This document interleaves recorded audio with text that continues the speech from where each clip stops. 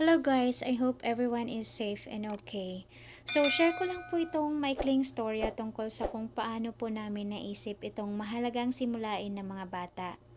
Mula kasi nung school break ay napapaisip na po ako kung paano ko mahihikayat ang mga anak ko na lumabas ng bahay at para maiwasan na rin yung pagkalulong sa paggamit ng gadgets. Sinubukan namin yung mga outdoor exercise at activities pero kalaunan ay hindi rin nagtagal at nainip sila.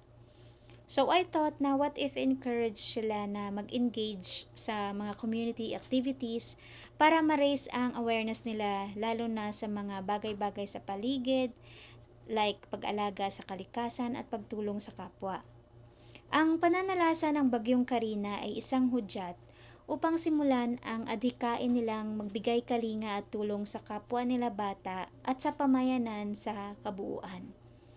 Bata pa lang, minumulat ko ang mga anak ko kung paano maging grateful sa kung ano meron sila at matutong magbigay at tumulong sa kapwa, lalo na sa mga batang kapuspalad o salat sa buhay. Si Goods at Tika, sila ang Kalingap Kids. Karaniwang bata lamang na may pusong nagmamalasakit at handang tumulong sa kapwa nila.